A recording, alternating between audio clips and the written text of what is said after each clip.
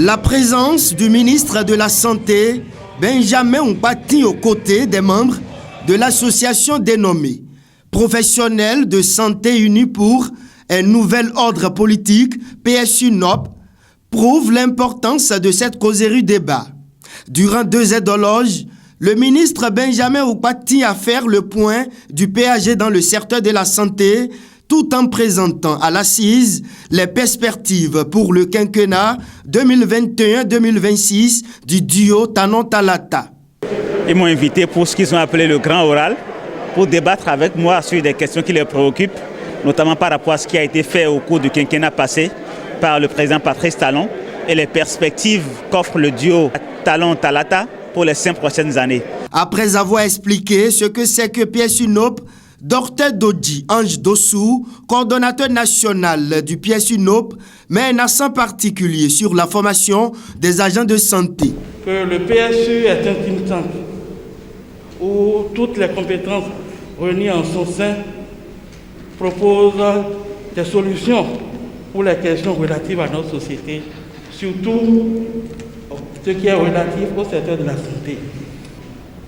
La formation, elle est capitale pour nous et nous avons souhaité, je ferai ici une lecture ligne par ligne, qui est un plan de formation intelligent, efficient, pragmatique, qui doit être élaboré en urgence, tenant compte d'une formation initiale pour éviter la surposition de personnels chômeurs qui représentent un danger grave pour nos populations, que la formation continue soit institutionnalisée et qu'il y ait une régularisation des professionnels, des infirmiers de santé et des infirmiers diplômés d'État.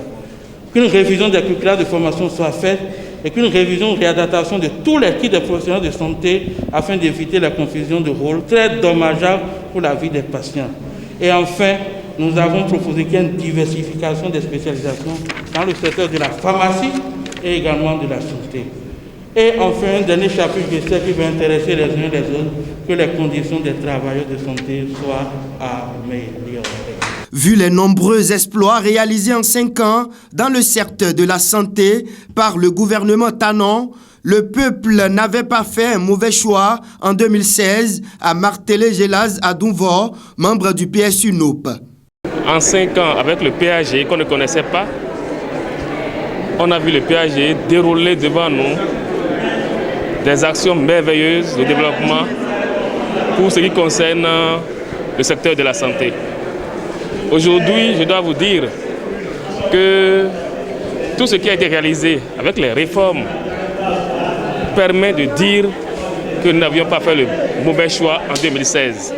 Et pour le quinquennat qui vient, quand on voit le programme de société, le programme de société du duo Talon-Talata, on n'a pas à chercher loin.